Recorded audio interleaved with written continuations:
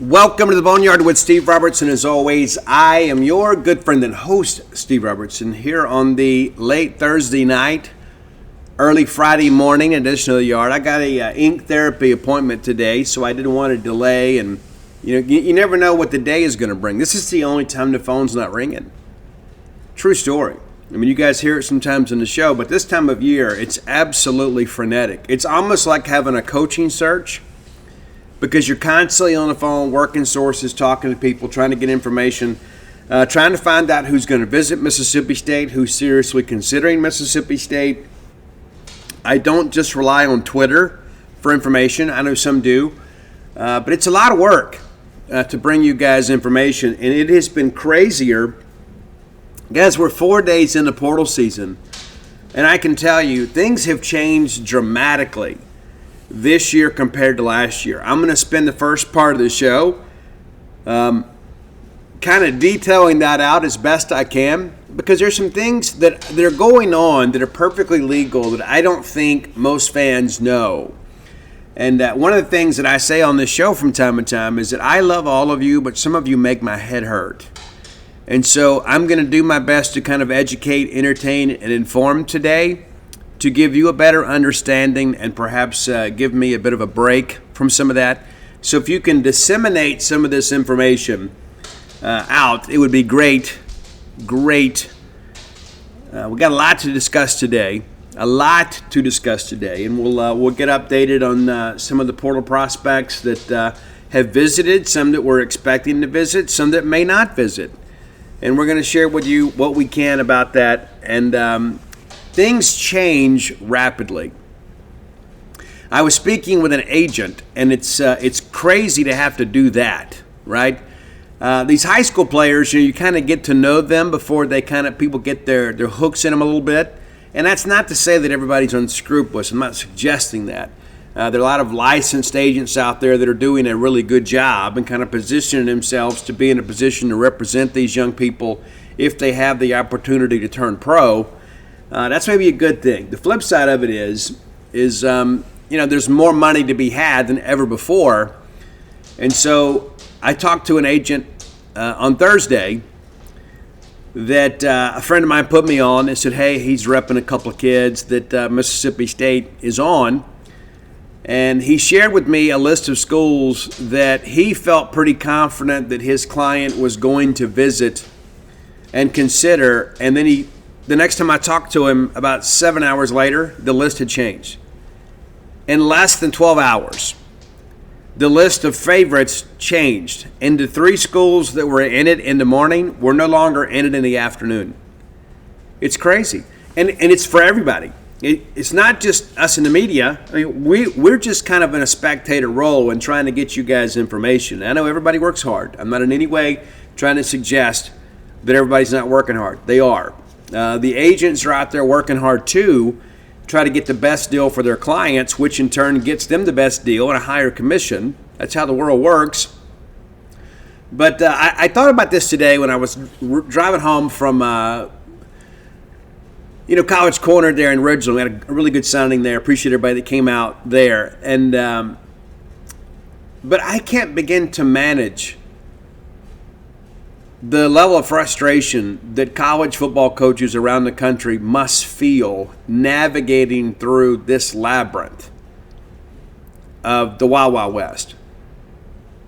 As I shared with you guys yesterday, about a player that we had on our team that, hey, everything's good to go, and we think we have everything in place, and then the next day or day after we get a phone call. It's like, hey, if you guys don't double his NIL, we're going to the portal. I know you got money to spend, and you have to spend it, and so we want our share.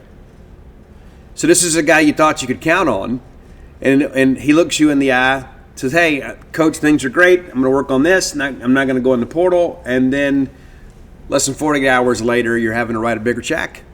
For a guy that told you he was good. And that's not to say that the kid was being disingenuous. And a lot of these kids, they're fine, right? But there's people out there that are, quote, looking out for their best interest, that want to make sure that they get as big a share of the pie as they can possibly get. I know many of you are incredibly frustrated. There is a ton of fan fatigue right now. But let me remind you, this is a new era. There will be a stabilization at some point. We're not there. We're not even close. But there will be some corrective measures that are taken that kind of give a little more structure to all of this. And really the fact that we have licensed agents involved now is important too. There's some other people out there that are kind of involved that are basically, kind of hangers on, just trying to exploit these kids. Hey, I want 10%. I'm going to send 20 emails. I'll send out a couple texts for you, but give me 10% of everything you have, and that's a little bit of an exaggeration, but you understand what I'm saying. And so I want to break some things down for you today, and some of it is going to make you a little bit uncomfortable. And I was speaking to a Mississippi State administrator earlier today, and we're in the middle of having this conversation, and they're like, can you believe we're even talking this way? I'm like, no, we didn't talk this way 12 months ago. We certainly didn't talk this way 5 years ago. But it's like, hey, well, this is how much money this guy's want. It almost makes you wince, right? Because it reminds me, those kids that had their hands out, back when the dark money days. And now that it's all legal and people don't have to worry about losing their eligibility and schools don't have to worry about getting put on NCAA probation for this kind of stuff, it is rampant. And it has changed the absolute culture of recruiting. And that's one of the things we're going to talk about. Let's thank our friends at Bulldog Burger Company, longtime sponsors of the show. And I love them. And again, this weekend, I plan to partake in some Bulldog Burger Company. It's been a little bit too long. I've been on the road a lot lately. And that's what happens. You're like, oh, I'm home. Let's just grab something quick. And you're kind of eating for survival rather than eating for enjoyment. When I want to eat for enjoyment, Bulldog Burger Company is at or near the top of my list because there is a consistency there in quality of service, quality of food, quality of atmosphere. I love it. I do. I've loved it since the beginning. From the very first time that I went in there and put my feet under their table, I said, you know what, this place is going to make it. They've kind of got it figured out. No surprise, this Bulldog Burger Company is part of the Eat With Us group that has served the Golden Triangle for so many years, right? They know how to feed folks. So next time you're in town, be sure and go by and check them out. 3 great locations to serve you: University Drive in Start Vegas, Gloucester Street in Tupelo, Lake Harbor Drive in the Ridge and Flowood area. As I say, when you're in town or on the way to town, there's a good chance you're going to pass by a Bulldog Burger Company on the way. Have the spring rolls as your appetizer. They'll make you and everybody around you better looking. I'm kind of craving that smokehouse again, not going to lie. It's going to be smokehouse or pimentology add bacon. Not sure which. But I'm going to enjoy myself, and you will too. And planning on getting that Nutella shake for the ride home. It's true. Yeah, you guys have all told me, hey, Steve, you lost a lot of weight. I really hadn't. I'm down 2 pounds over last year. I went for my annual checkup a couple days ago. I'm just eating a little bit cleaner. But sometimes you got to take a break. Enjoy life a little bit, right?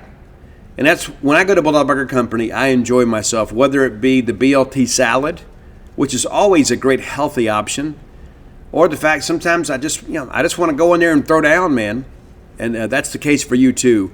Bulldog Burger Company, the place where people go to meet, M-E-A-T. Okay. Here is the thing that I'm learning, okay? And it's changed so dramatically in 12 months. Well, Steve, why has it changed? Well, because now the rev share is coming. They're going to vote on that in April, and it's going to kick in June. But you're having to already kind of negotiate those deals. What's my share of the revenue? What percentage do I get? What amount should I get? Listen, I understand it's not going to kick in until June, but I got to know now.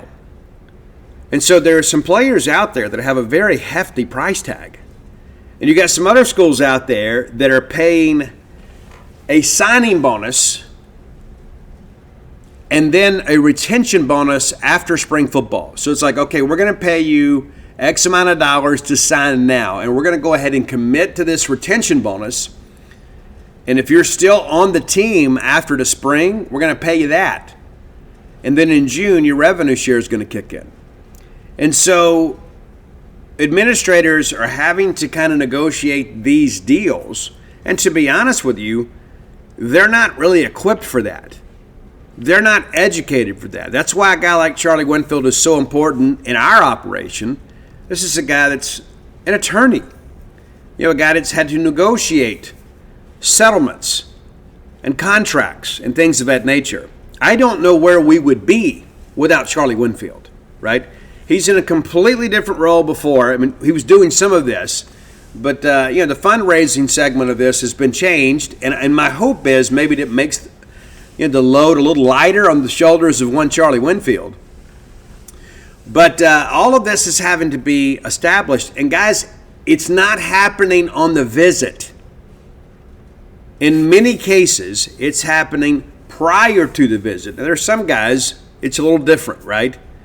But these guys that are high-value targets in a transfer portal, they're not even going to visit your school unless there is already a tentative agreement in place. Hey, this is my asking price, and if you're not willing to meet that, we're not even going to visit. Not even going to visit. I'll give you, I won't mention a name, but I'll give you an example, and it's a Mississippi kid that you guys can kind of do the math on. I'm not going to say the name, but nevertheless, this player, on Monday, as the portal opens, he's like, yeah, I'm really interested in Mississippi State, really interested in Mississippi State. By the end of the day, it's done. By the end of the day, he's like, nah, I'm not interested in Mississippi State anymore. Well, do you mind if I ask why? What's kind of changed? Well, I've got some people out here that are willing to pay me this and buy me this and give me that and give me this and everything else. And, there's schools out here with bigger budgets than Mississippi State, and so the rev share is going to be bigger. And you're like, well, how do we compete? Well, the thing we do is we can get creative. But it's one of those things that's kind of incredible to me that in 12 hours' time, a young man can say, hey, I'm excited about this school, and then nope, I'm not going to do that. Now, you got to think, too, if you're Mississippi State, because here's the way this thing works. And I know it's complicated, so I'm going to try to explain it in detail without being too laborious in our language. So let's say, for an example, that Mississippi State, we're going to use good round numbers here to keep it simple. Let's say that our budget athletically or our revenue is $100,000. $100 million, and it is. It's more, but all right, so let's take a look at that. Let's say us or whoever that we've got $100 million to work with. So that would mean, okay, so let's say that the settlement figure comes in at 25%. Well, that's $25 million. Well, let's say that a school in Texas has a $200 million budget to work with. Well, the percentage still applies. So now that's $50 million. So we talk about, leveling the playing field. That's not level at all. Because they have a higher amount of revenue to work with, the percentage goes up. So they've got more money that not only that they can spend, they have to spend. This is now the law of the land, or will be shortly.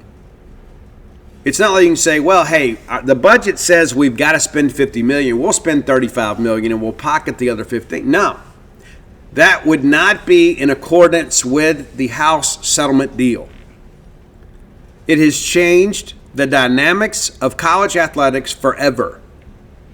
And so when you start thinking about this aspect of it and say, you know what, hey, maybe we were a little slow out of the gate with NIL. Maybe we were a little bit naive. And some other people got a quicker start. Well, then Charlie Winfield gets involved. And we begin to kind of get caught up. We have people out there fundraising for us and picking up $1 million checks. And next thing you know, we're kind of middle of the pack in the SEC. All right, that's great, right? And so you think, hey, when this rev share thing comes along, then we'll all have more money to work with. Well, here's what's happened. All it's done is just raise the asking price. You're not really gaining any ground. You got to be smart with your money. But it's not a situation where all of a sudden, okay, everybody's got the same purse to pull from. It's not true. It's not equitable.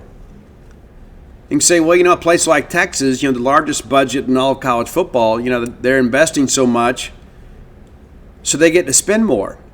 And so here's the thing about that. Let's say, for an example, we've got $25 million, they've got $50 million. Who do you think will construct a better roster? Well, you don't have to be, an analyst to figure that out. And so there has got to be some parameters put in place. Well, there will ultimately be some type of salary cap. Now, so when you see one of these high-profile portal targets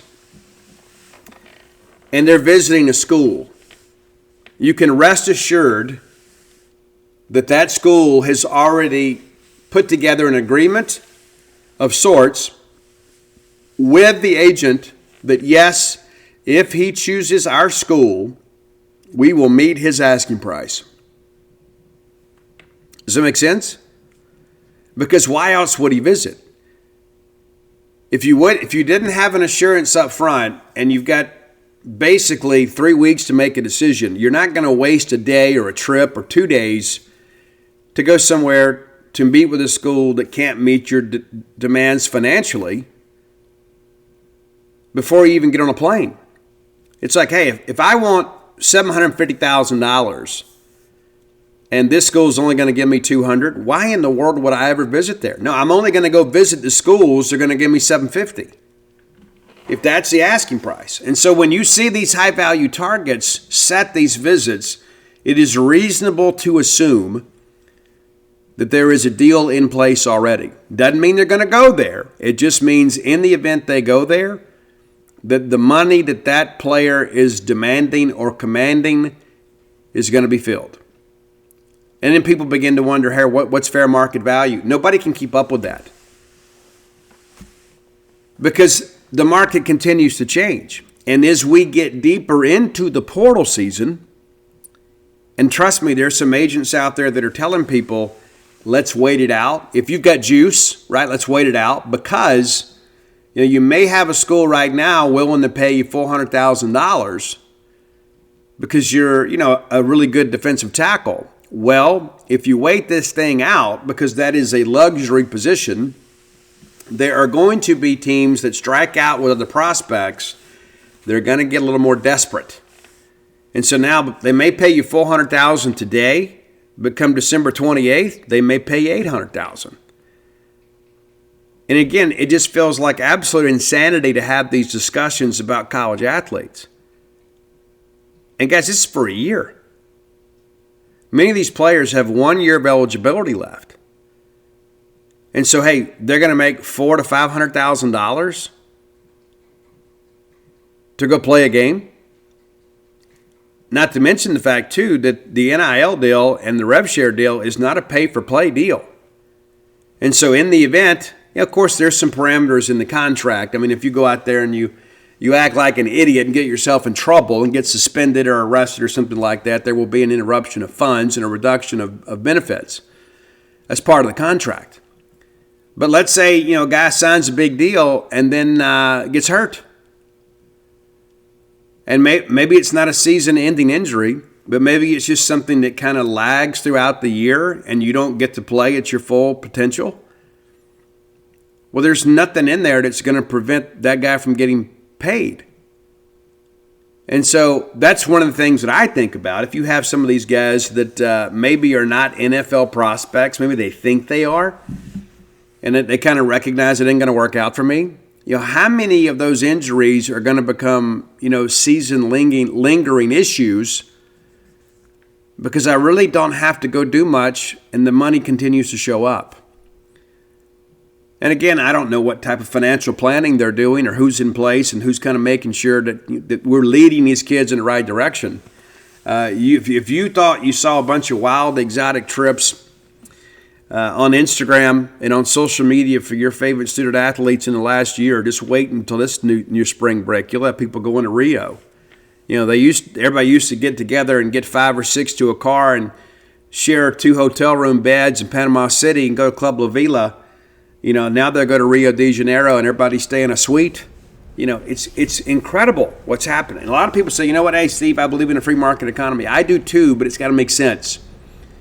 It's got to make sense. So that's an important aspect of this thing to understand. Used to, you'd have the visit, and then after the visit was over, the bag man or somebody would call your parents and say, hey, we got a red Nike duffel bag with $10,000 waiting for you guys after you sign. And everybody thought, hey, look at this. The kids of the day would laugh at that. You wouldn't even get them to get on a plane for $10,000, right? I mean, why would they? It's just a different dynamic these days. That's important to understand. So I don't know where we go with this, but we have to kind of get out here and tread water until these things kind of get corrected, because I don't know that we've really gained that much from rev share. I think it helps considerably, maybe in the equivalency sports, because you got to take care of them too. Basically, that's a thing that I've said for a long time, and some people disagree with me, and that's perfectly okay. There was a lot of scholarship and equity in college athletics, and so they were like, oh, NIL. And everybody wanted to throw more NIL money at players and student athletes that were already on full scholarship. And so now we're finally starting to get some headway where the equivalency sports are going to be more closer to fully funded. So we don't have our favorite student athletes graduating, $100,000 to $200,000 in debt, which is something that should have been done a long time ago. It's like, hey, the ones that received the most, we're going to continue to give more to. That make a lot of sense. So that aspect of it is interesting, right? Because you can't just give all your rev share to football. You can't just give all your rev share to men's basketball.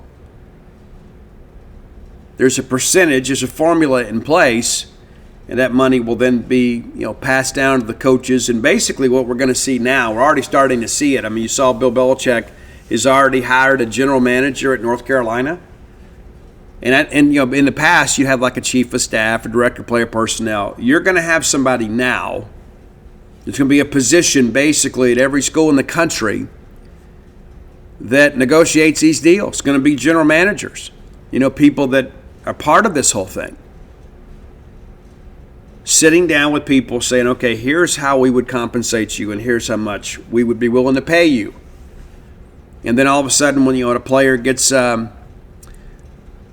your feelings hurt or whatever, I'm going to need some more money, I'm going to get in the portal. And that's the thing too, like right now, everybody is held hostage other than the student athlete. You and I are held hostage, and of course it's a big boom for our business. So I'll never look a gift horse in the mouth, because you guys are hungry for information, because you want to be like, Steve, what kind of team are we going to have next year? And at this point, I can't tell you. I can't. We're working through it together, and we're updating you as quickly as we can. But once the portal closes, then you can kind of start having a semblance, okay, well, this is what we're going to look like at least in the spring. And then you get through spring and get through the spring window, which again is shorter this year. And it's a lot more difficult for guys to leave and find a good landing spot in the spring, because a lot of scholarship spots have already been filled. There's not a lot of room unless there's like a guy, they have an outgoing player.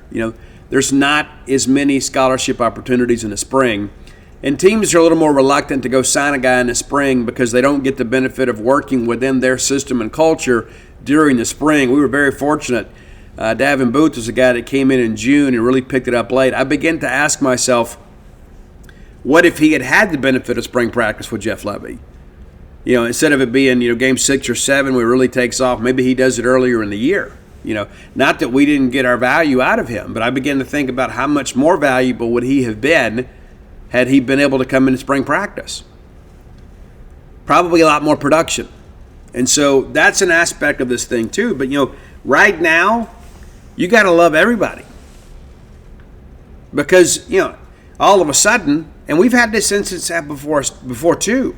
We have had players, outgoing players, we sit down, have a meeting with them, and say, okay, here's what we're willing to do. And then one guy whose name in the last few years, we told him how much we're willing to pay him. He goes back to the dormitory and tells 3 other players in his position group that we're actually offering him 3 times more than we did. Well, then his roommates all raise 7 shades of unshirted hell. They go back after they've already agreed to NIL deals and like, hey, this isn't right. You guys were going to pay him this. And said, no, we weren't. Well, they didn't believe us. Because, in their minds, they're not idiots. They know we're trying to sign them as cheaply as possible. Let's give them just enough that they're satisfied. But then you find out, hey, well, he's not going to stay, and you offered him X number of dollars. I want some of that money too. It's going to cost us some more money. I go back to, we talk about, and we had this discussion on the board, and somebody wanted to fence with me on the board. And I decided I'm done for the night on this. It's like the Saquon Miles and Tyler Lockhart deal. The night before signing day, we're actually fighting for our football lives in many respects. And, of course, we had to negotiate a better deal. Ole Miss basically came in late, and even though they didn't flip those players, they cost us money. It's the reality of it. And so when you start thinking about that aspect of it, how many people out there are willing to play some high-stakes poker? It's like, hey, we don't really want this kid, but we want to go run up our rival's budget. And we'll tell them, hey, we'll give you $500,000. And maybe Ole Miss was willing to pay $350,000. Well, then egos and optics get involved, and it's like, we can't lose this kid to Mississippi State. We can't go to our donors and say, hey, they outbid us for this player. But if we want to keep him, we got to come up with $600,000. How much of that is happening, and how much of that is going to happen in the years to come until we get our handle on this? And I'm told it may be 2028 before we do. Interesting, right? I mean, you never know what the world's going to hold for you. But it's incredible to think about the conversations that we're having today about college athletics. And listen, I see your comments. I do. I don't always respond. But, the Facebook groups, I try to get in there and respond when I can. But things are moving so quickly right now. When I do have opportunities to discuss things with you all, I do it here on the show or on the genespage.com message board. So if you have a question, come there. I'm more likely to see it. People tag me on Twitter. Sometimes I don't see it for hours later, and the moment has passed. But when I'm winding down at night, sometimes I'll log on to X, and I'll go back and answer your questions. I think it's important, too. I mean, I don't just want to be behind a paywall. There's sometimes I got to go out and answer some questions. And one of the things that I see, there's probably more misinformation in the Mississippi State Facebook groups than anywhere else. And I don't know why that is. I really don't. There's some very knowledgeable and very well-intended Bulldog posters in there. But we also have some of those people, too, get a little bit emotional and irrational at times. They're humans. And so next thing you know, it's like they make a comment and people say, hey, well, they're the leader of this group or they're the director of this group, so they must be in the know. And the truth of the matter is they're really not in the know. They just love Mississippi State, and they like discussing Mississippi State, and they put a Facebook page together where they and their friends and some of you can kind of get in there and discuss Bulldog athletics. That's as simple as it is. But then all of a sudden, we have one of the leaders of the group come out and say, I'm just sick of this. And then everybody else was like, you know what, I am too. I'm sick of this. And I'll be honest with you, I can't sit here and tell you when it's all going to be okay and when we're going to have a leveling of the playing field, because what we have now is not sustainable. And I can't even begin to imagine what it's going to look like in 2 years. But I know this. I know that Mississippi State is committed to doing what needs to be done to turn this football program around. I know this. I'm not guessing. I know this. We're committing more than we ever have. And I know one instance that popped up here in the last 24 hours. And, I was told that Zach Selman said, do what you got to do. Do what we need to do. Go make the deal. Do what we need to do.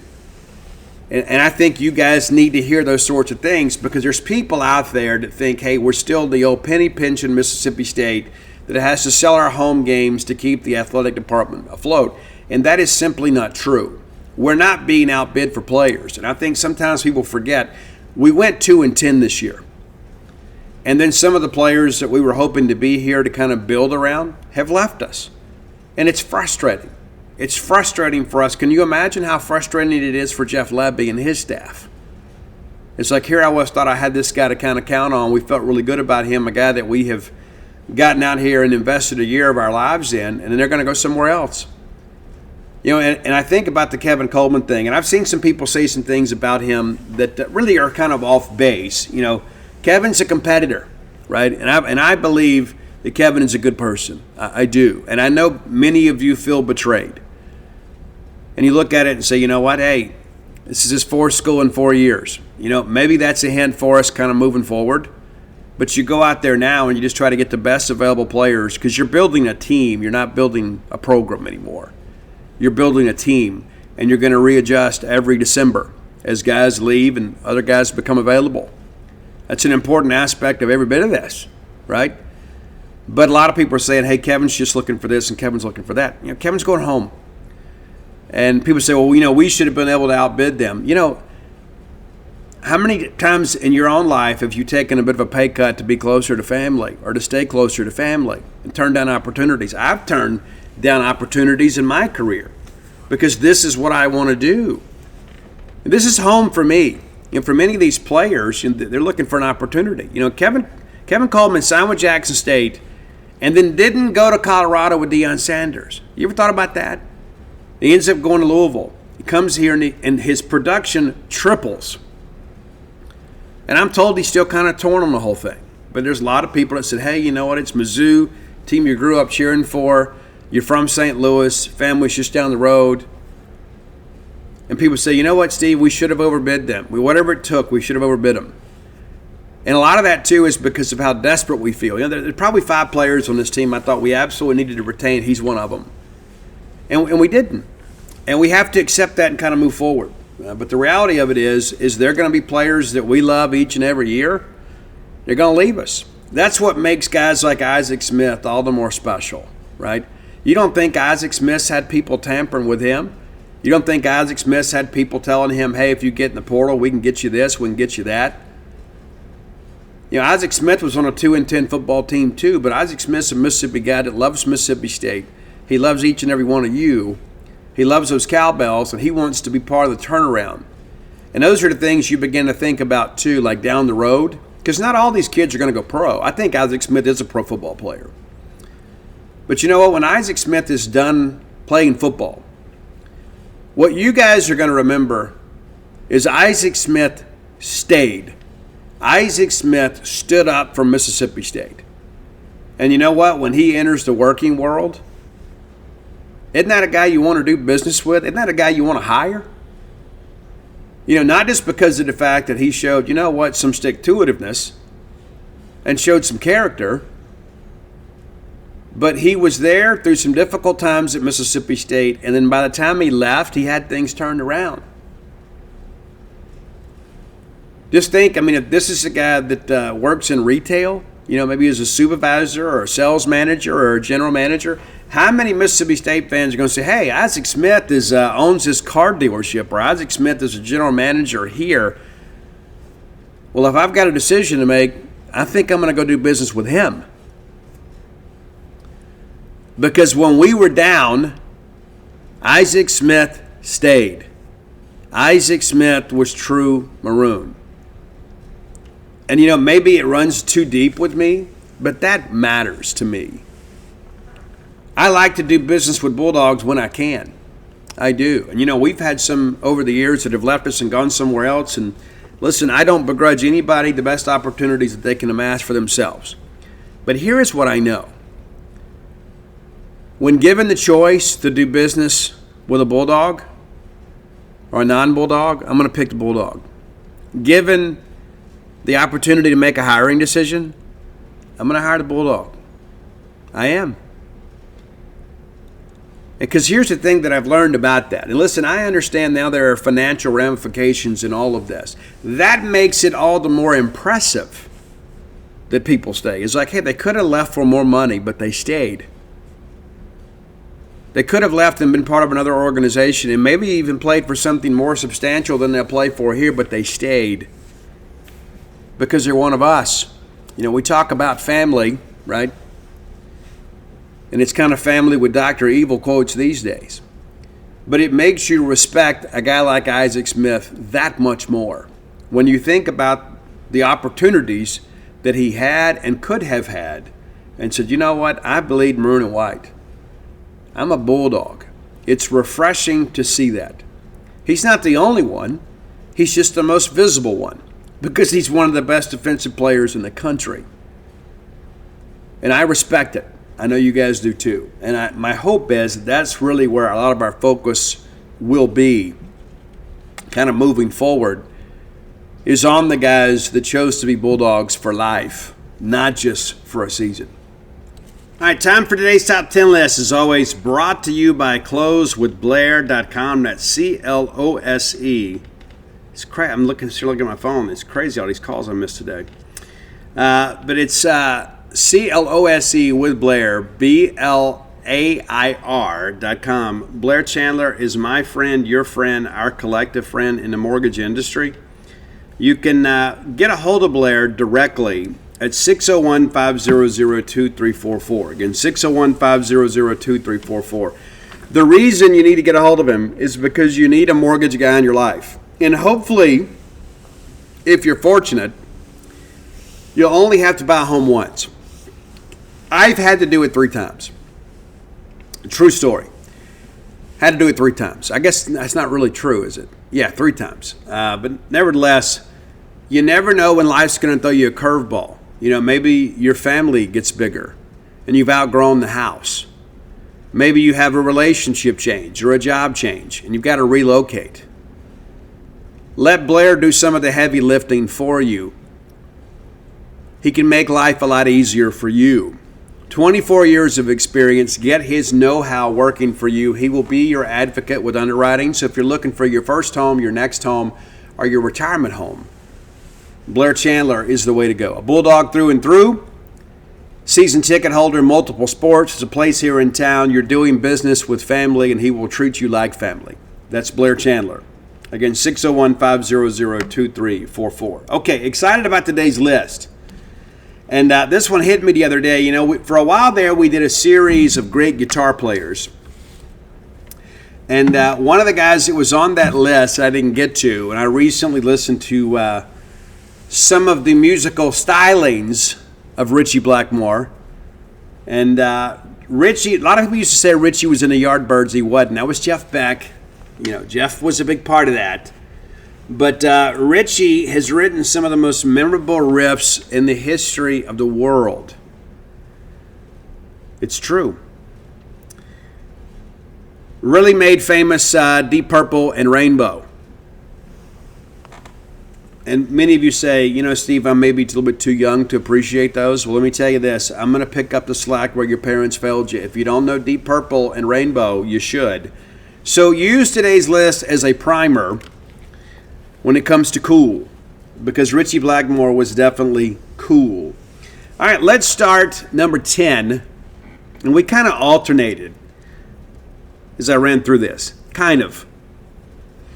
But I wanted to start on a high note.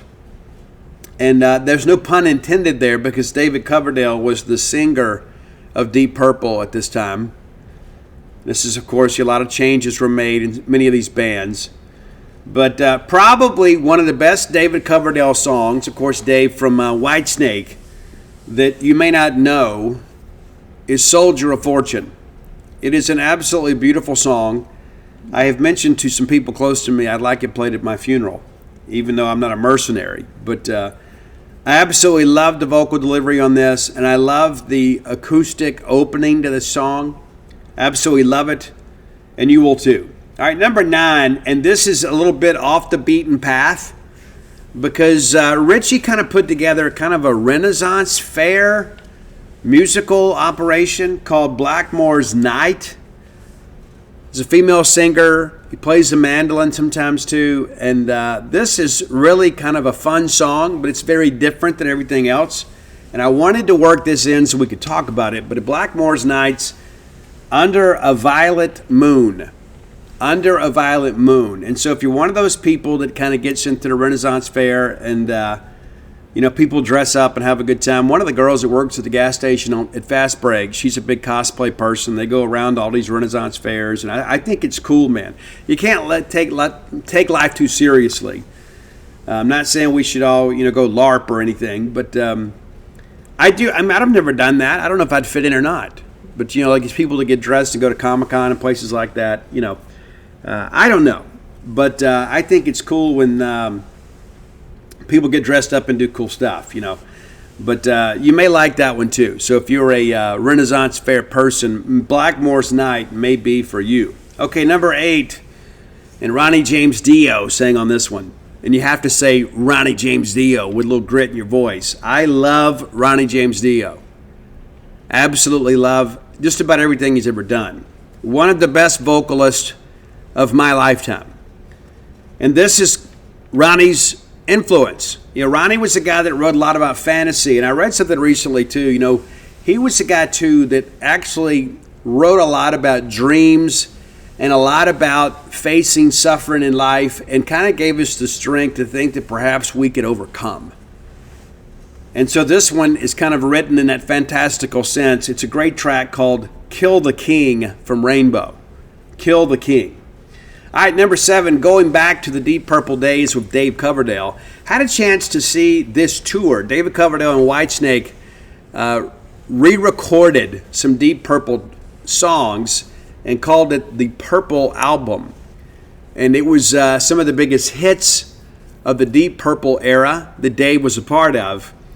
And I think they opened with this. It's Burn.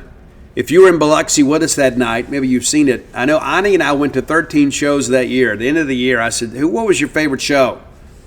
He said, Daddy, it's Whitesnake. Those guys are real rock stars. And indeed they are. But Burn from Deep Purple, number 7 on your list. Number 6, a song that Russ Ballard wrote. And we did a top 10 list of songs that Russ wrote years ago. And many of you knew, but you didn't know who wrote them. You didn't know the common denominator in those tracks. And a lot of different people have covered and recorded Russ's songs. This is one of them. Rainbow had a huge hit with Since You've Been Gone. A few other bands have covered that track. Nobody did it better than Richie and Rainbow. So again, Since You've Been Gone, number 6 on your list. Number 5, The Reunion. Ian Gillan came back to Deep Purple. This is after the Whitesnake years, after Dave left and was having great success at Whitesnake. So Ian Gillan got back. John Lord came back on the keys, which you couldn't have Deep Purple without John Lord, and God rest his soul. But Perfect Strangers was an amazing album, and it opens up with a 7-minute masterpiece, Knocking at Your Back Door. That's your number 5 track from Deep Purple, Knocking at Your Back Door. And I love the guitar part in the beginning, right? It's not very 80s, but it's not so reminiscent of the 70s that it felt out of place at the time.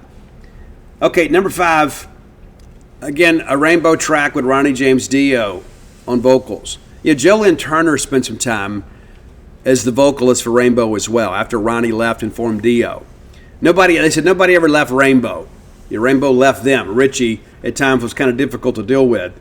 But a song that many of you know from watching the Mark Wahlberg movie Rockstar, when Mark went in to audition to be a part of Judas Priest, that was called Steel Dragon, that it's based on Ripper Owens' life.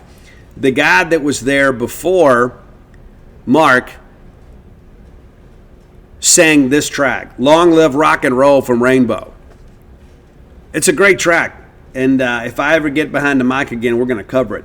Rainbow's Long Live Rock and Roll. All right, number 3, going back to the late 60s, kind of a psychedelic push here.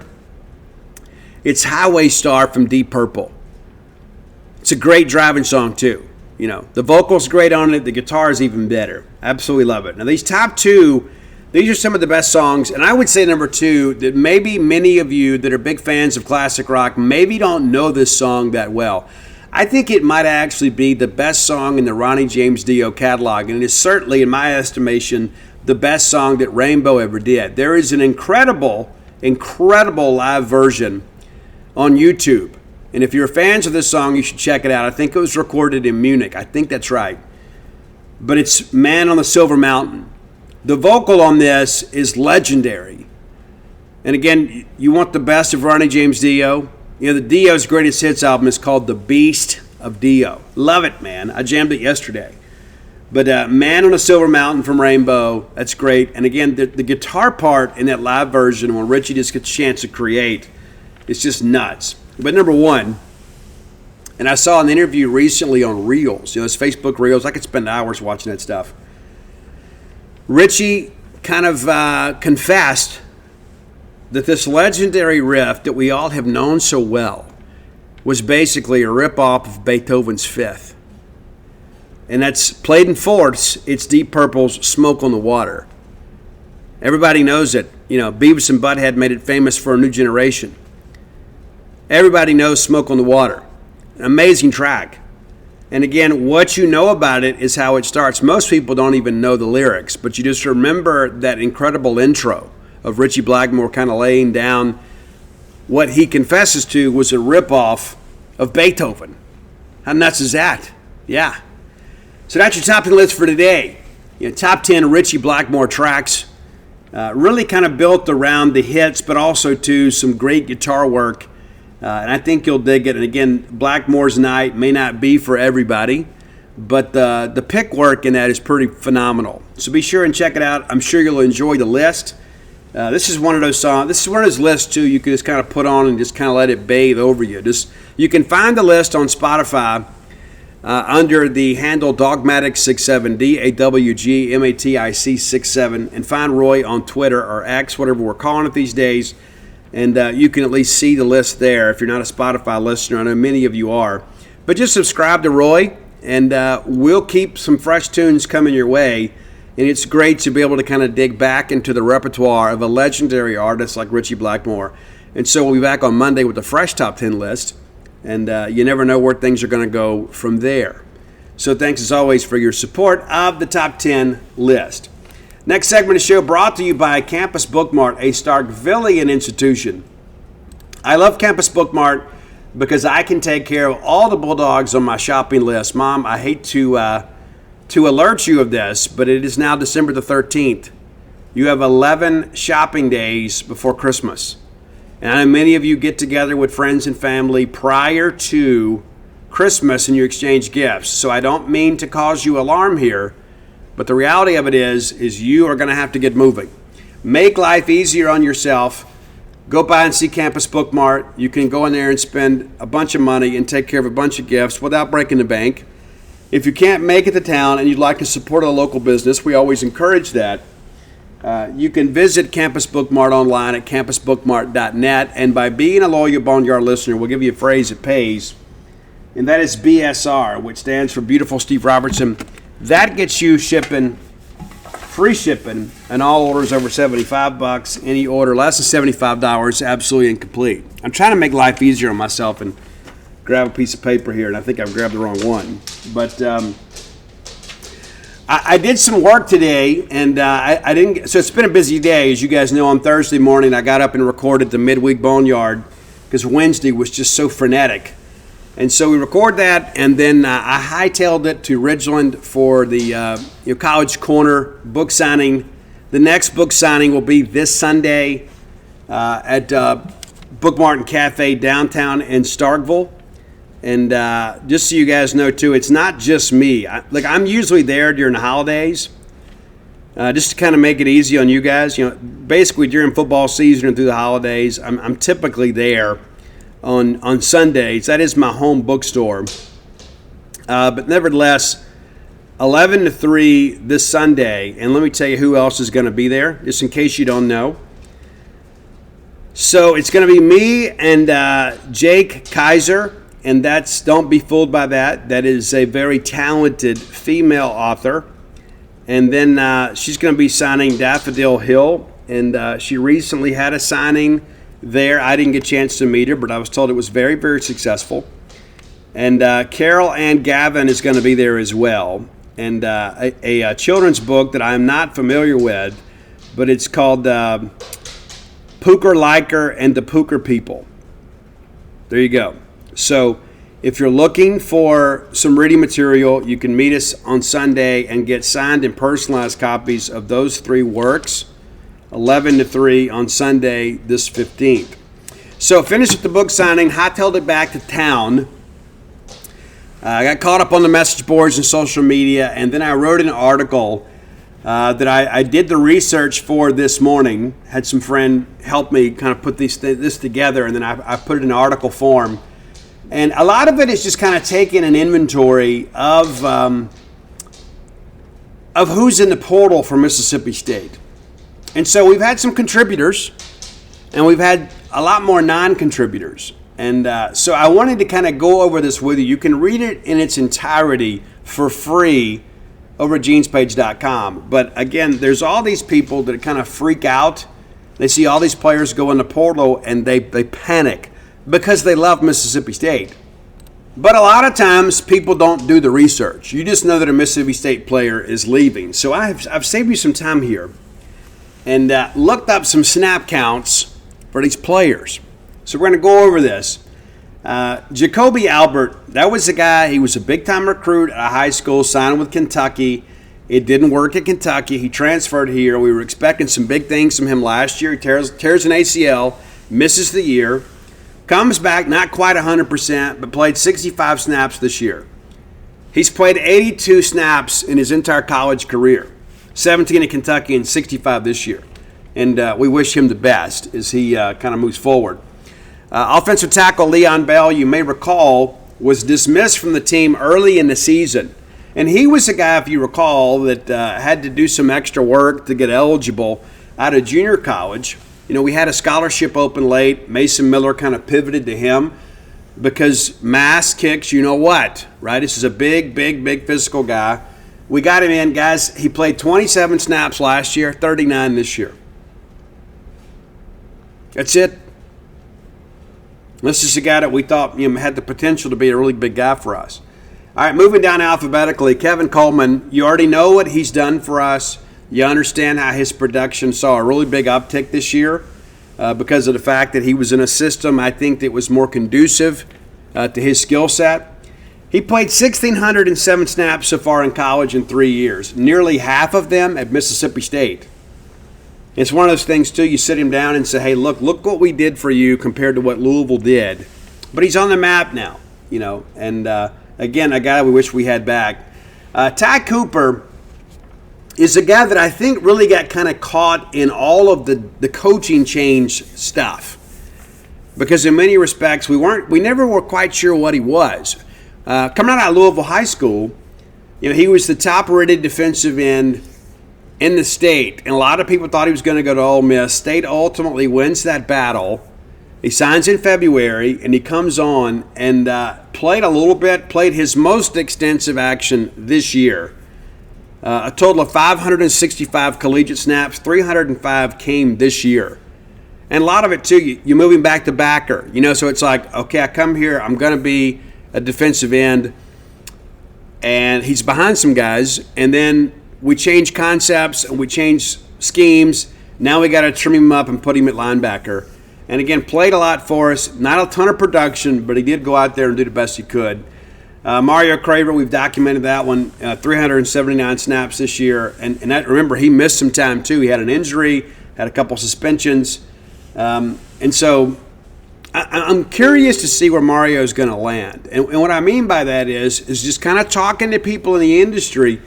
There doesn't appear to be quite as much interest in him as I think people expected. That doesn't mean it won't change, but it's a little like with Kevin Coleman. And I think it's going to be a quick thing. But Kevin Coleman's a guy too that if he was really open to a lot of opportunities, I think Kevin could have, probably 20 offers by the end of the day. I don't think that's really been the case for Mario, and so that'll be interesting to watch. As things kind of move forward, we were hopeful for him, and it's just one of those things. We're just going to have to kind of move forward. Linebacker JaVale Gilmore, we talked about him recently too. He was a highly recruited guy. State beat LSU for him because LSU wanted him to play tight end, and maybe that would have been the smarter move to play tight end there or here. In his 2 years on the field at Mississippi State, he just played 34 snaps. And 33 of them came this year. Now, this may have flown under your radar a little bit. Antonio Harmon didn't play this year. And he was the guy, if you remember, when he was kind of coming up the pike there were some people that thought, hey, this guy's going to be a future NFL guy. And kind of the concern about him was foot speed. Big, physical receiver with a great catch radius, but is he a possession receiver? Is he a guy that can make plays down the field? Well, we ultimately kind of bulked him up and moved him to make a flex tight end out of him in the Kevin Barbay system. And he had his best year as a college player in 2023. 330 snaps. Didn't play any this year. And again, a good young man. Wish him the best. Wide receiver J.J. Harrell, a guy that our fans were very much endeared with because of his commitment to Mississippi State last year and the things that he did to help keep this class together. And then he sees 4 freshmen play in front of him. And at the end of the day, I mean, it's like, you show up to play, and when you feel like maybe you've lost favor with your position coach or your offensive coordinator or whoever, you start thinking, hey, they played 4 freshmen in front of me, and I was the guy that was kind of the mayor and captain of this class. Maybe they owe me a little something. Maybe they do, right? But JJ was a little bit banged up in the spring, didn't get on the field. I think a lot of JJ is a person, and I think I saw that he's visiting Wisconsin soon. I have no doubt that he will land somewhere in the Power 5. I just hope we don't have to play against him. That's my feeling. Tobias Senton, we discussed him the other day, was here and never played. Never played a snap, not even on special teams. Corner Radar Jones, that's another one that a lot of people were really excited about.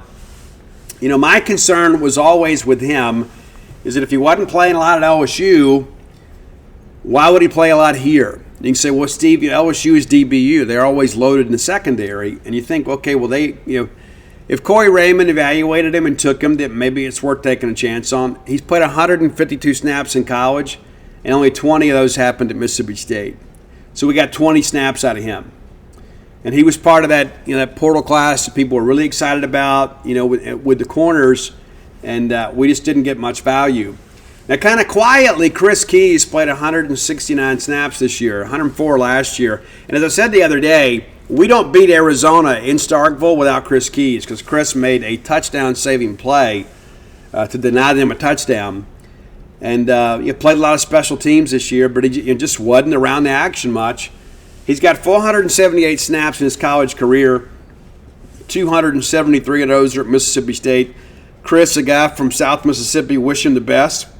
But when we signed him, we thought he would be more of an impact player. But again, I think, when we're changing so much defensively year to year to year, some of these guys don't find a positional home. All right, Kevon Lee, of course, he was injured in the Florida game, only played 90 snaps. And I'll be honest with you, when they named him RB1, I was surprised. A couple reasons why. I thought Kevon always ran high, and I didn't think he was explosive enough. Now, he had a couple of, big inspired runs this year, and I think maybe, Tucker and Levy had kind of, instilled some confidence in him. It's like, hey, you played a ton of snaps at Penn State. You probably have been underutilized here. We're going to give you a chance, big guy, to go carry the mail. And I would be interested to see, what would have happened with Kevon had he not been injured, and what would that have meant for the Bulldog running game throughout the year if you'd have had him available. But now he's back in the portal again after transferring in from Penn State. Linebacker John Lewis, went to media days for State, and his production was down and his snap count was down year to year. In 2023, he played 212 snaps. This year, just 134. And again, this is a guy you brought to SEC media days. You expected him to be a big part of your defense, and ultimately he was not. This is a guy, too, that kind of made himself as a senior at Germantown High School. And people were like, I don't understand why everybody hadn't offered him. State wins a big battle over Ole Miss late.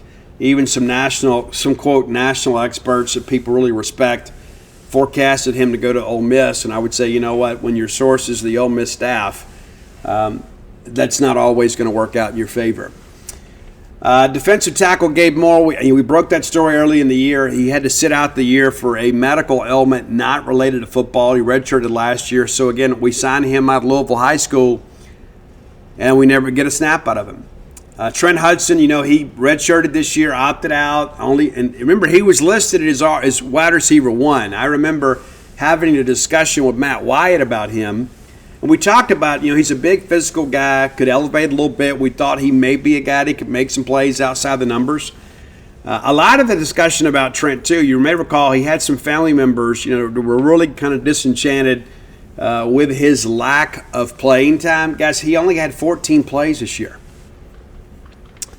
And so my thing is, number one, do you blame him? But number two, maybe we misevaluated that. Maybe he wasn't exactly what we needed. And maybe you're just like, hey, we'll take him, we'll figure it out. And it's never worked out.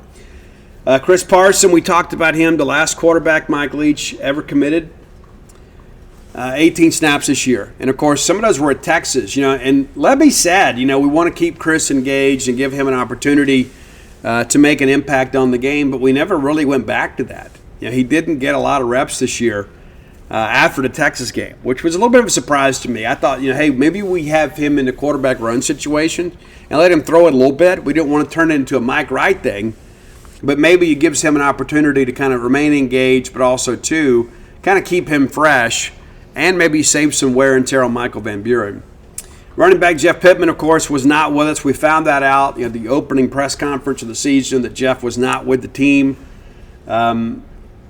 And he was a guy, probably the running back that you all were most excited to see returning from last year's team.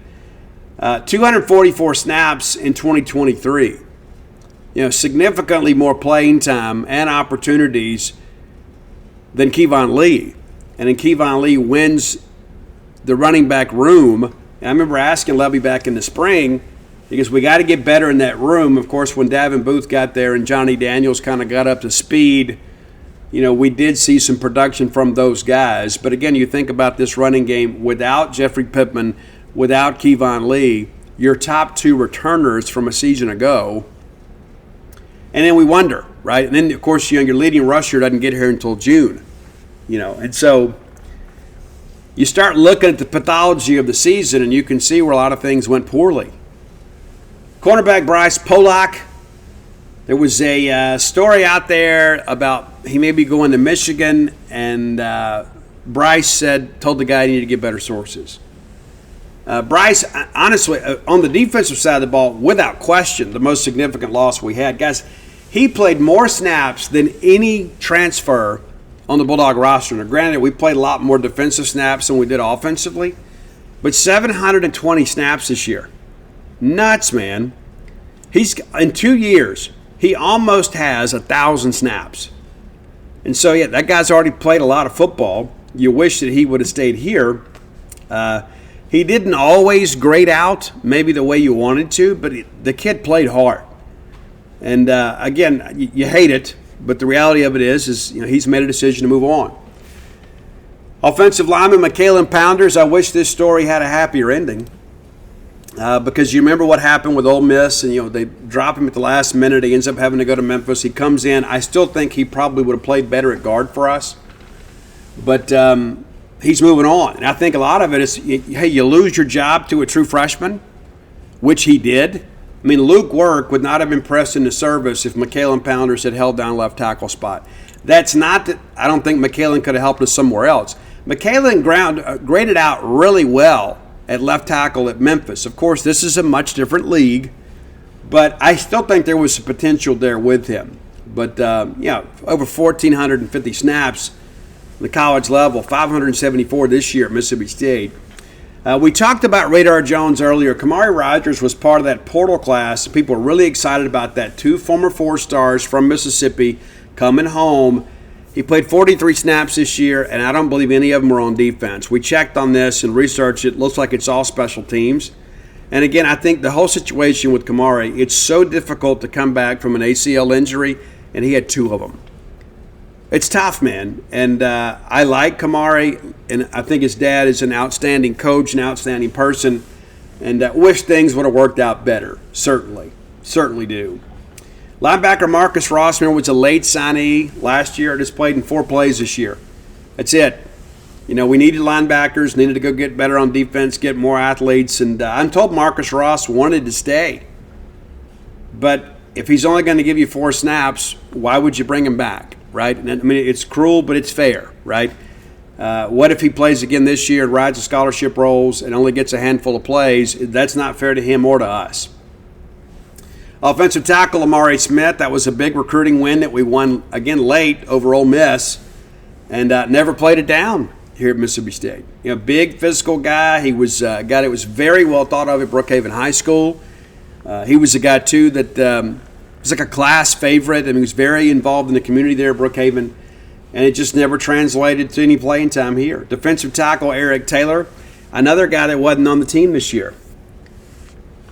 Played a good bit for us last year in the rotation, but never really lived up to his hype here or at LSU. You know, he was at LSU no time, and then enrolls at Southwest Mississippi, comes up here. It takes a while to get in a rotation and really kind of get in there by injury, right? I mean, and that's another thing too. You start thinking about, you know, we talk about how porous we were at times on the interior defensive line. You know, but think about this for a second. Okay, you don't have Eric Taylor and you don't have Gabe Moore at all.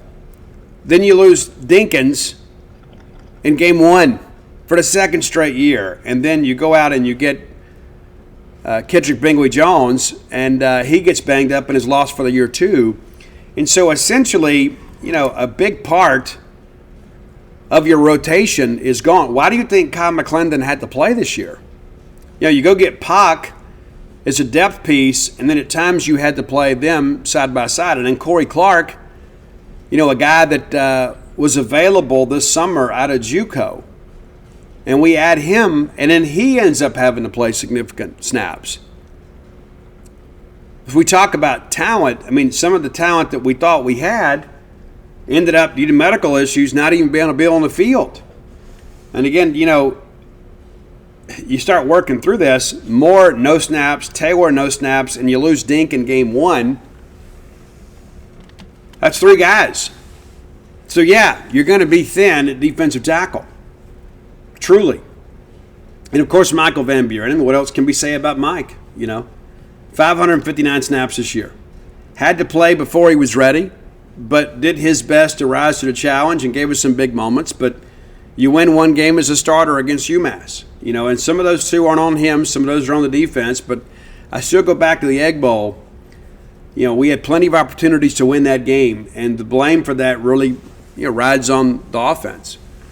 Wide receiver Creed Whittemore, a fan favorite. Last year played 181 snaps. This year just 92. He opts out, takes a redshirt year. And I'll be honest with you, my honest opinion about that now that we've seen it kind of play out, and I kind of talked about it a little bit too, and this is not necessarily directed at Creed, even though he's kind of encapsulated in that group. My attitude moving forward, if I am running this football program, is you were either in or out. Period. You're either committed to Mississippi State football or you're not. If you're not here to help us win games, I just think you're a walk-in distraction to the guys that are. And not to mention, all of a sudden, I think it provides one of those things, too, where it puts the idea in some other guys' heads, well, what am I here? You know, maybe I just ought to opt out, too. And I'll see if I can't go somewhere else next year. You know, that's my feeling. I think moving forward, you absolutely can't do it. And I don't know all the legalities behind all this stuff, and so maybe I'm wrong, but I would not allow people access to the facility if you're not part of Mississippi State football. Right? Let's say, for an example, like if we dismiss a kid, they remain on scholarship the rest of the year. Okay? That they may be kicked off the football team, but not out of school. So they remain on scholarship, they finish up the semester, and hopefully they leave in good academic standing, put themselves in a position to land somewhere else. Cool. But the reality of that is, if you've got other guys out there that quit, and we can put whatever fancy label we want on it, well, they opted out. No, they quit. They quit. So if you quit, you got to quit. And, maybe we were under the thought that maybe if he hung around long enough, maybe he just comes back. Maybe he's like, hey, coach, I don't want to wait. Let me take a redshirt year, get my redshirt year back, and I'll be good to go next year. I mean, I'm behind some guys now. and I'll go prove it to you on the scout team. Maybe those conversations were had, but I will be honest with you, if it was my call moving forward, I absolutely would not let a player dictate to me that, hey, I'm going to continue to stay on scholarship, I'm going to continue to use the facility, and I'm going to eat the food here, but I'm not going to contribute on the football team. There is no way I would agree to that arrangement. Again, I don't know all the discussions that happened between Jeff Lebby and Creed Whittemore. Don't know. I don't. And I'm not necessarily, it sounds like I'm beating up Creed. I mean, Trent Hudson was in the same boat, right? But my point with all of that is I just don't think it's good for the team. That's my feeling. No matter who they are, where they're from, you're in or you're out. All right, final segment of the show brought to you by the Stark Vegas Clubhouse. We love the Stark Vegas Clubhouse. We can't wait to stay there here in a couple weeks. Looking forward to that. My wife and I talked about it this morning and said, you know what? I'm excited about this. I'm more excited about this than I am Christmas. I've shared that with you guys before because Christmas around here is going to pretty much just be a regular day. Truly. Because we don't have any kids at home. We're going to do our gift exchange when we have the Stark Vegas Clubhouse to ourselves. That's going to be fun. We'll probably get together and go eat with the kids, go eat some Asian cuisine somewhere. But we're looking forward to going to the Stark Vegas Clubhouse because everybody, for at least a couple nights, will be under one roof. It'll be like old times, except we won't have to prepare the house, right? You know what I'm saying? Because you know how it is. Oh, we got company coming. Oh, everybody's got to clean up, you know. I don't know what your standard of living is, but I don't do a lot of entertaining around here. It's just me and the dogs 90% of the time. But I'm looking forward to going and staying. And maybe we use that full-service kitchen. Maybe we order out.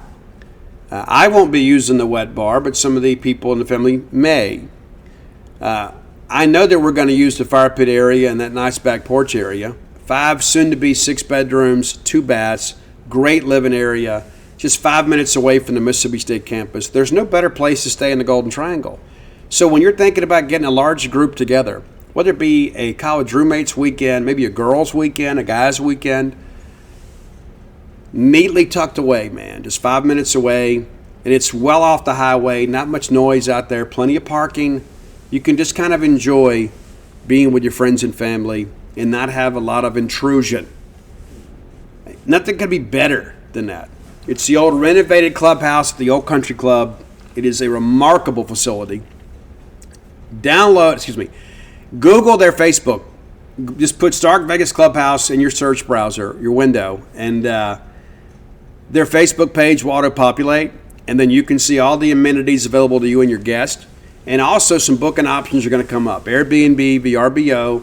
But if you want to save some money, book through the Evolve website. Use promo code BSR10. That's BSR10, the number 10, and get 10% off your stay. How great is that? All right, let's talk a little bit about the visitors that wrapped up their visit today. And I'll kind of tell you what I think is going to happen with these guys. And we'll talk about some visitors coming in for the weekend. So West Georgia transfer Malik Charles was in. And he had a good visit. He did. I think that he is probably a guy that you kind of follow for now. And what I mean by that is I think there are probably enough options out there that you don't have to rush this process, because you and I both know how absolutely instrumental the portal is going to have to be for us to rebuild this defensive line. I don't think you panic and take guys just to take guys, because you don't want to be back in the same situation. And Malik may be a great player. May be. This is a guy that played junior college, UNA, and then played at West Georgia. So he hadn't played much in the way of Division I football. He is going to be going up against some more daddies in this league that have. And so I don't think you rush that one. I do think that he is a guy that maybe in a week or so, that if you decide, hey, you know what, we don't kind of like the temperature of things, we're going to go get him. I don't believe he's quite as big as listed. Watching him on film, he looks a little padded up to me, if you know what I'm saying. Like, I just don't know. Kind of the same thing with Chris Murray here. And I actually like Chris Murray a little bit better. Chris Murray was a TCU signee and transferred to Sam Houston, trying to get back to the Power 4 level. but he's not quite as big as listed. Like I saw he was listed like 6'4", 255. It's closer to 6'2". But that's not to say that you don't make a move with him, if that makes sense. I don't think there's any question about that. I think that's one of those guys, again, I think when you think about all the guys that we got to get and all of the players that they're going to be required for us to kind of make the move here, maybe you cycle back to him. Now, one of the guys that's very intriguing to me, and I think he's going to ultimately end up being a Bulldog when it's all said and done. And we had a chance to speak with him today. I told you guys I was going to be on the road, so the staff would take care of that. So, Nevaeh Sanders. Now, kind of an intriguing guy. And here's the thing. I told you about snap counts and things like that. That's one of the good things I like about Pro Football Focus is you can get kind of some obscure things. And what I mean by that is, like, his pressures, the percentage of pressures to snaps is ridiculous. Like we talk about, we've got to improve in the pass rush. I mean, you guys saw it this year. And it's like we can't even really evaluate the secondary because we were so bad at getting to the quarterback. But Nevaeh Sanders is one of these guys you look at it and it's just like, he's not the biggest guy. He's like 6'4", 220. And so he's not going to be an every down player. He's going to be a guy that you bring on the field in obvious passing down, second and third and long and things like that. And you need a guy to get out there and move the quarterback off the spot, right? That's it. We got to influence the quarterback. Have to influence the quarterback. And I share that just because it's not always about getting the sack. It's about getting guys to throw errant passes, to rush their delivery a little bit. You have to influence the quarterback, and we absolutely struggle to do that this year. One of our subscribers looked up these numbers, and I wanted to share them with you. So Sanders last year at Northern Illinois, and I have no clue why I didn't use him more, 67 pass rush snaps. Let's think about this. In those 67, he had 12 pressures, 4 sacks, 3 quarterback hits, and 5 hurries. That is a ridiculous percentage. Ridiculous percentage. It's nuts. And I understand, too, he's a guy, too, that loves playing special teams. He'll go down there and blow somebody up. And I like guys that want to play special teams. I like guys that say, you know what, I'm a team guy. I want to do what it takes to help this team win. And so that's an important aspect of it, right? I mean, you want team-first guys. Those are the guys that you build a locker room around. Those are the guys that you get excited about. Those are guys that win you football games. This is a guy from DeKalb, Illinois. Again, he went to Council Bluffs, went to Iowa Western, and found his way to Northern Illinois, and now here we are, But I like what I've seen from him. If you watch his film, I'm not going to sit here and say that he's Montez Sweat, but he's got a similar build. He's not nearly as explosive, but he is a guy that has an incredible first step.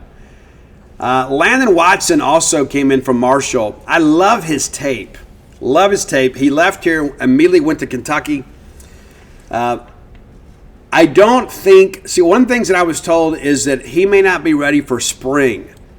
I'm not exactly sure what that means, but like if he is not going to be ready for spring for one reason or another, and typically when people say that, it makes me think they're dinged up a little bit, but not going to be ready for spring, and so I don't know if that helps us. So we got to go get guys that can help us and get on the field and kind of adopt what we're doing. Travion Barnes from Florida International actually showed up today for his visit. We had some communication with them in found out that the visit got pushed back a day due to travel concerns or whatever. But Travion Barnes, another intriguing guy. And I don't know if you guys have done your research. I try to keep you guys up to date as best I can over at genespage.com. Try to make sure that you guys kind of know who's coming in and, you know, what the probability of those guys being part of the program are. But if you have looked at the video of this young man that's out there, he's a guy that can really, really play. And not the long, lean linebacker. He's 6 foot 224, but he kind of looks like that, you know, that beefy Mike a little bit. You know, a guy that'll get out there. JUCO guy, played at Georgia Military, and then made the move to FIU, and he's got a year of eligibility left. He was a fourth-team All-CUSA selection this year, a native of Apopka, Florida. Played in 11 games this year and had 129 tackles. 129. It's nuts, man. 10.5 TFLs, 3 sacks, 2 picks, a couple of pass deflections, a fumble recovery, and and a touchdown on a pick 6. It's nuts, man. But again, you look at these numbers and you think, you know, hey, we've had some linebackers leave. We just kind of went over those guys that really didn't give us much in the way of production. And some of them weren't given an opportunity. But you've got to earn playing time in practice. And I got a guy out here that's got almost 130 tackles available to me. Guys, I got to make a move. I've got to make that move. You know, we need production at linebacker. And this was not a good FIU team. But you go back and look here, they played at Indiana. You know, Indiana's in the playoff. You know, and then I look at some of these other teams they played too. I mean, it wasn't, you know, a marquee schedule. You know, they found a way to beat Louisiana Tech. But the numbers just pop off the page. You watch the film and you're like, man, this guy is really, really explosive. And he is. And so, like, people are going to say, but Steve, he's an FIU guy. You know, and if you've heard me say it many times on the show, guys, I want the ascending player. I don't want the guy that's already played Power 5 football and proven that he doesn't belong here. I don't want that guy. You may want him. I don't want that guy. Well, Steve, he was a 4-star coming out of high school, and he spent 3 years at Auburn and has 2 sacks. I don't want that kid. We're not that smart. When we've got guys that are available to us that have played in our league and not been able to get production, they've been recruited over. So if they can't play at Auburn or Arkansas, why would they play here? Why do we think they'd play here? Well, you know, our roster doesn't matter. Give me the ascending player. That guy's going to play a lot harder for you too. You've never experienced anything quite like this, right? Guys, looking at the numbers here, guys, against UTEP, he had 15 tackles.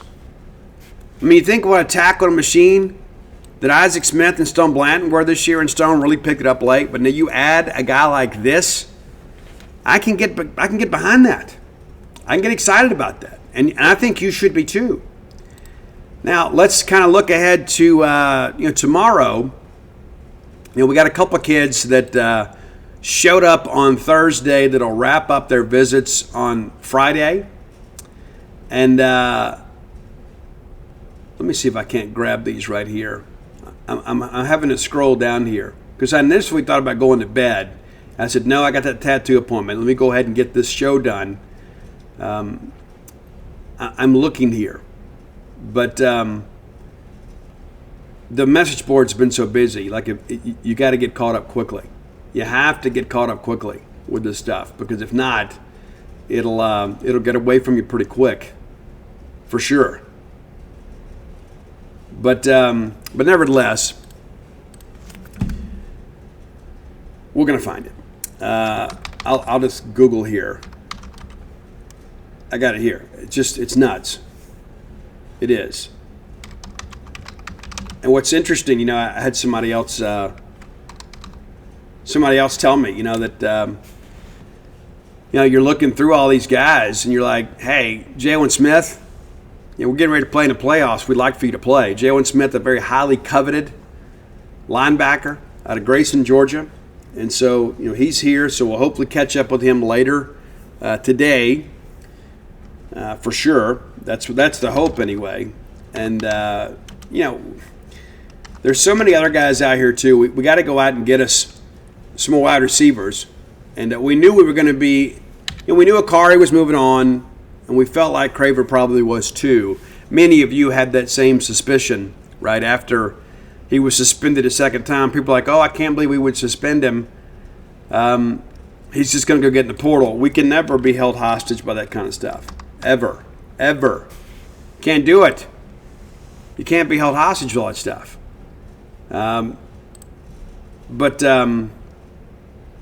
It's one of those things. I get so wound up with that kind of stuff. Like, you cannot compromise who you are, because then that becomes who you become. Like, you become a program that doesn't have discipline. Jerron Glover, the redshirt sophomore, guy that's been banged up a lot, missed about half the season this year. 6'1", 204 pounds, Sarasota, Florida native. So we expect to kind of catch up with him too, and just kind of see what he thinks. And then some other guys are going to be showing up tomorrow, or Friday, excuse me, and we'll visit part of the weekend. 4 guys from the Power 4, and we'll see. You're going to have to, I'm going to have you guys go. I'm not going to give all this stuff away today, but the big one is Isaiah Satania, wide receiver from Arkansas, and you got 3 others from Power 4 programs too. So we're working. The staff is working, and I think you're going to feel a little bit differently about things here in about a week. Now, many of you tuned in, you're like, hey, was he going to say anything about Jackson Arnold? I'll tell you, the news on Thursday was not nearly as positive, and to be honest with you, it's never been overly positive. It's always been, hey, he likes Jeff Lebby, he'd like to get back in the scheme, but he's going to take his visits. And as I've cautioned people every day on the message board, this is not done yet. It's not done yet. And like I mentioned earlier in the show, and again, we've got some people that still have kind of an old, antiquated view of recruiting. He's taken a visit to Auburn because they've agreed to meet his demands, right? And so Auburn's desperate for a quarterback. They're going to take 2 from the portal. And I was told earlier this year that they're willing to spend up to $2 million to get a quarterback. And if you look at it from, Auburn's point of view, it is not – the Hugh Freeze experience has not been great, right? And even our own fans were like, well, Freeze will have Auburn rolling in no time. I think if you're Hugh Freeze, you got to put all your chips in the middle right now, because if you go 5-7 next year or 6-6 next year, you're getting fired. Period. So he went 6-7 because they lost the ball game in 23, and then 5-7. That's not going to get it done next year. And so they're throwing around some mad money. Everybody in the industry is talking about it. They're throwing around a ton of money trying to get players. And so there's a lot of concern that Auburn is willing to meet the demands. And, they think, at some point Hugh's going to turn this thing around. He just needed a quarterback. And so we'll see. And you notice, too, Auburn hadn't had a ton of kids hit the portal. A lot of people will tell you it's because they love Hugh Freeze. I'm told it's because Auburn's doing a really good job with the retention bonus. So we'll see how things play out. But if I had to call it today, I don't think Jackson Arnold's coming. Now, that understood, it's not over. We're still working hard to get him here too. And so if he takes an official visit here, it is reasonable to assume that we have been able to reach a tentative agreement to be at or near his asking price, or he wouldn't take the visit. I don't think Jackson Arnold is just going to come take a visit to have lunch with Jeff Lebby. I just don't believe that. If he takes the visit, then I think it's one of those things, there's room for some renewed optimism. But again, some people tried to paint this like, oh yeah, it's a done. Even some people on my message board, I'm not talking about my moderators or our staff, So people are like, oh yeah, it's done, it's done, it's done. And I don't know where that's coming from, because it's not coming from anybody intimately involved in these negotiations. It's not done yet. It's not close to being done yet. But if we get him to visit, then there's some renewed optimism. And if I'm Zach Selman, because I'm a firm believer in there's a difference between price and cost, right? So if you get in a situation like this with him, you think, well, what's the ceiling, right? What's the most that we would be willing to spend? And we have money. Don't believe what other people tell you. We have money. We're willing to spend it. But let's just say, for an example, you get beat by $100,000. It could cost you millions. I mean, I think that's how important it is. Now, that's not to say that we couldn't find another quarterback that'll do a good job. And a lot of times people say, Steve, it feels a lot like the Dillon Gabriel thing.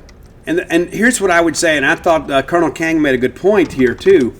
Dillon Gabriel went to a ready-made NCAA title contender at Oregon. Dillon Gabriel went into a situation where he became a Heisman candidate, right?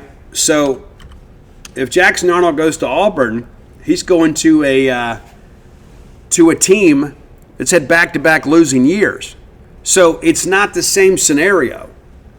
Now, it's disappointing for us because this would be two quarterbacks of high regard in back-to-back years that knew Jeff Lebby well that elected to go elsewhere. But don't ever forget the 2-10 anchor, right? I mean, that's, the evidence of a healthy program is winning games. Now, a name has popped up here recently that is expected to visit and could end up being your Bulldog. That's Luke Kromenhoek. And we'll get a pronunciation guide there too. It's Kromenhoek. We'll find out for sure. But true freshman quarterback, former 5-star quarterback of Florida State. And you got to think too, I mean, Florida State's got to go out there and figure some things out too. But, Luke, this is a big-time guy. 6'4", 208 pounds. I'm told he's probably closer to 6'2". He was a 94 as a transfer. Rated the number one quarterback in the transfer portal, not Jackson Arnold. Luke is. Kromenhoek. Played at Benedictine Military School in Savannah, Georgia. He was a 97 coming out of high school. Had everybody in the country on him. Everybody. And, one of these things, too, where, he makes his decision, rides at Florida State, Mike Norvell, and but this is a guy, too, that has a connection to Jeff Lebby and was an early enrollee this year at Florida State, and for one reason or another has become disenfranchised with the situation there at Florida State. So now he is looking to kind of move forward, and Mississippi State could benefit. And so you say, Steve, he's not Jackson Arnold. You're absolutely correct. Jackson Arnold has a much bigger body of work. But basically, this is your replacement for Michael Van Buren. Michael Van Buren would have been a true sophomore next year. Luke would be a true sophomore at Mississippi State as well.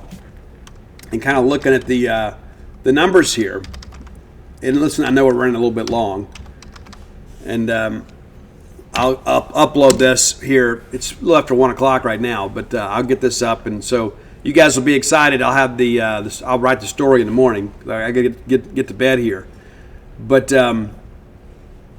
if I can find this here, let's see here. Let's see.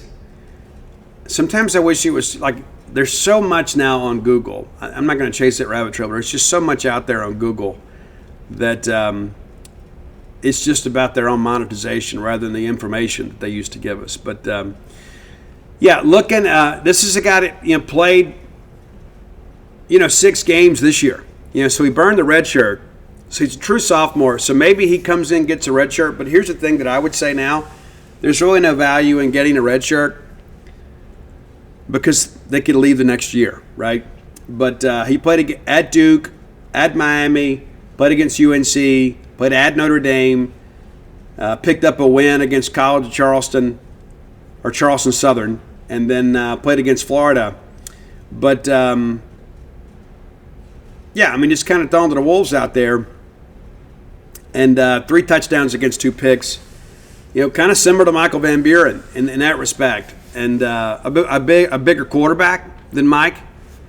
But it kind of gets you back on track, balancing the quarterback room a little bit. Because, you don't want to be in a scenario where if something happens to Blake Shapen, who has been injury prone, let's just kind of call it for what it is, and you got to throw Camario out there. At least Luke has got a half dozen games of college snaps under his belt. And again, I think Camario can help us next year, but I'd like for him to just play the 4 games. So that's a name that, and if I had to call it today, I would say Luke is more probable than Jackson. But this Jackson-Arnold thing has been very fluid in the last 48 hours. So I won't be surprised to find out, okay, Jackson's going to come in on Saturday. And then, we'll get a decision one way or another. And if Jackson's like, hey, I want to be with Levy again, I can turn this thing around, then Luke doesn't take the visit, right? Or Jackson doesn't come in and you take Luke and maybe you go ahead and lock that thing up there. And so either way, you got 2 5-star quarterbacks that you're kind of juggling right now. And so I just encourage people to be patient, take some time with it, take a deep breath, and let's not always just assume that the sky is falling because, Jackson Arnold, hey, you got to ask yourself, what version of him are we to believe? He played exceptional against Alabama primarily as a runner, and I thought he did much better when Seth Littrell wasn't the play caller. So you got to think some of his struggles early in the year can be attributed to maybe the offensive scheme or the play calling they were putting together. And I think Jackson Arnold may have missed Jeff Lebby. But the reality of it is Mississippi State kind of moves forward, and so you begin to kind of think about, hey, if Jackson Arnold comes in here, he's coming in to start. He'll have to compete against Blake Shapen to win that job. And you start thinking, too, but he's got 2 years of eligibility left, and Shapen has the 1. What's the better course of action? It's a good problem to have, right? So we're going to take a portal quarterback regardless. Could be Jackson Arnold, though I'm less optimistic about that than I have been at any point in this process. But it's not over. By any stretch of the imagination, it is not over. Mississippi State is still fighting here. But you start looking at other options too, and all of a sudden, as this thing kind of began to unfold, that things with Jackson Arnold may not be quite the way we want them, all of a sudden you find out we're bringing Luke in for a visit. And sometimes that's kind of a hint and a half for you. Hey, if you hadn't done so, go to DutyNobleBook.com and you can order all of my sports titles there and When the Bottom Falls, my book of recovery. And if you order through the website, everything is signed, right? Or you can catch me at a book signing and get personalization. No personalization through the website. I just don't have time to get down there regularly and then to get the books out to you for Christmas. So that's all being taken care of. And again, buy one, get one free at True Rest Floats by Starkville. It's great if you've got anxiety, chronic pain, or you just need a break. Dial 662-268-7601 and get in there and get a unique gift for yourself and perhaps somebody else. And maybe you know somebody that you just kind of need some time to themselves that could use a recharge, a mental reset. What a great gift for you to give them, right? And if you'd like a tour, come by. We'll give you a tour for free. That's True Rest Floats by Starkville, right behind Starbucks on 12, just outside of campus.